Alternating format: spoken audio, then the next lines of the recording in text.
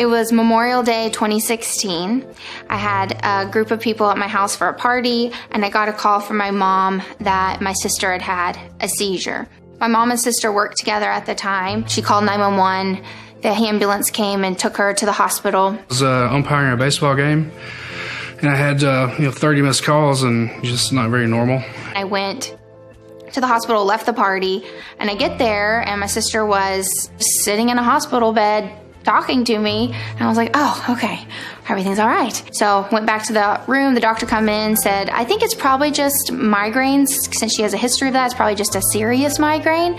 And so again, I was just like, okay, wonderful, it's nothing serious. Went back to the party. Get there and talked to Jessica, and she seemed kind of fine at first, and then she was talking a little random here and there, and I was like, kind of what is going on? As I walk in the door, I get a phone call from my dad. He said, Jessica's having a stroke. I turned right around, drove to the hospital as fast as I could, and I get there, and my sister's hysterical crying, and it was that moment that she had to decide, is she gonna take this medicine or not that might save her life or might kill her? And the doctors are like, you're already at the end of the time, you have to decide now.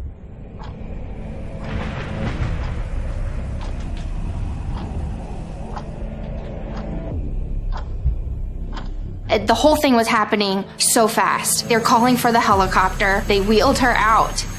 It was the scariest moment.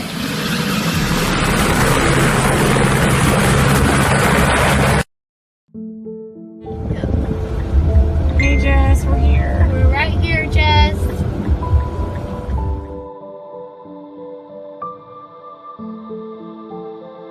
Finally, a doctor comes in from the surgery.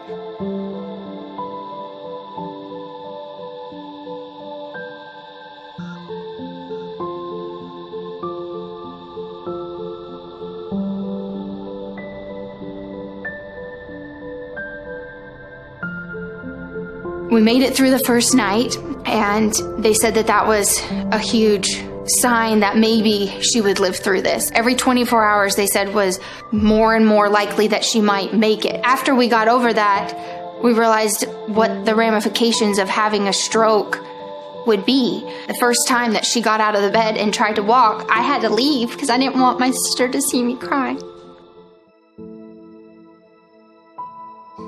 Honestly, the next thing that I really, truly remember is when a doctor came in and he was like, okay, so we're gonna try and move. And they swung my legs over to the side of the bed. And I remember thinking, well, this is weird, why are they helping me swing my legs? And then I went to stand up and I couldn't. And then he asked me to take a step and I couldn't. And that's when I was like, this is bad. I kept telling myself to take a step and I couldn't. Because you think that you can trick your mind and in your body into, this isn't real. This is not real. That's when it just got real.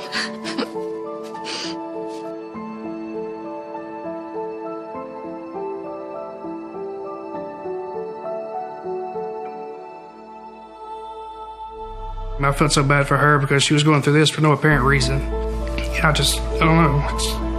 I knew we had a long way to go. I just remember being like, what do I need to do? Just tell me what it is. What is the next step? You need to start moving and walking. I was like, okay.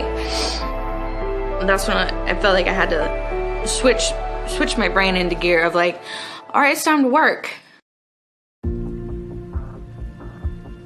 When the PT guy came in for the first time and told Jessica that she needed to get up and try and walk, and the sooner that she tried, the more likely it would be that her body would start to heal itself. She was like, all right, let's do it. Let's get up.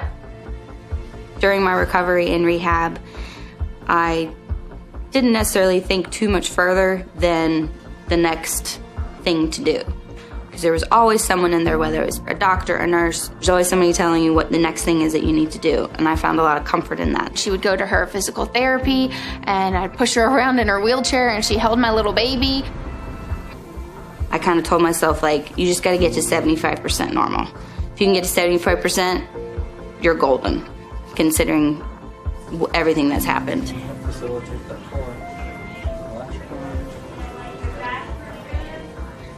Okay, second rest. I knew then, like, if we can get through this part, we can really just get through anything. I always knew I was going to spend the rest of my life with Nick, but I didn't know what it was going to bring, especially the fact that I threw him in a hospital with me after 6 months. Just a couple months into it, I knew we were going to get married. Like, I just knew we were. He proposed to me in Target, every girl's favorite place. Are you serious right now? Oh my God. You couldn't have told me the day that I left rehab, the life that I have now would be what it is, in a good way. I'm married, I have 2 kids, girls.